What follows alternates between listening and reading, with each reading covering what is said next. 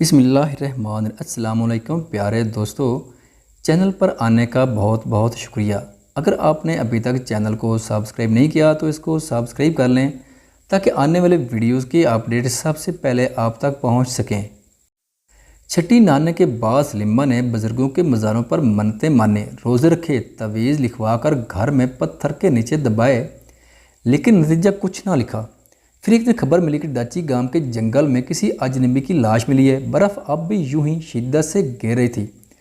جب سلیمہ کا چھوٹا بھائی ڈاچی گام کے لیے روانہ ہوا، جنگل کے رکھوالے نے اسے خبر دی کہ چند ہی کوس کے فاصلے پر اجنبی کی لاش ملی ہے اور ابھی تک کوئی اسے پہچان نہیں سکا ہے۔ برف میں کسی نہ کسی طرح پہنچ جماتے اپنے سر ور گردن کو اچھی طرح لپٹے، پھرن کے نیچے کانگڑی روشن کیے، وہ تیز ہواؤں سے اڑتے سلتے کئی گھڑی میں وہاں پہنچے۔ وہ مخصوص اللہ ہی تھا، ایک تنومند شاہ بلوط کے تنے سے ٹیک لگائے، بدن پوری طرح ڈھانپے گویا سو رہا ہو، دھڑ تک برف میں ڈھکا ہوا چہرے پر طمانینت، شاید سوتے سوتے ہی میں اس کی جان ملک الموت نے قبض کر لی تھی۔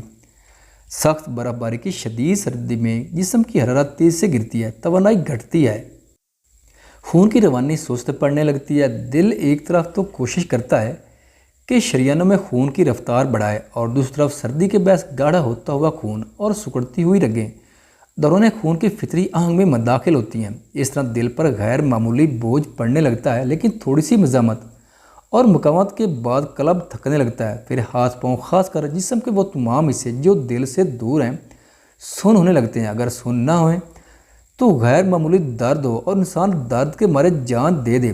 آنکھوں کی بال جیسی باریک رگوں میں خون کی کمی کے باعث نظر دھندلا جاتی ہے۔ پہلے تو دماغ بدن کے تمام عضلات کو ریشہ اور کپکپی لانے کا حکم دیتا ہے کہ حرکت سے گرمی پیدا ہوتی ہے، اور گرمی ہی تو توانائی ہے، لیکن جلد ہی کپکپی میں صرف ہونے والی توانائی حرارت کا تناسب اس توانائی کے مقابلے میں زیادہ ہونے لگتا ہے جو کپکپی کے ذریعے پیدا ہوتی ہے۔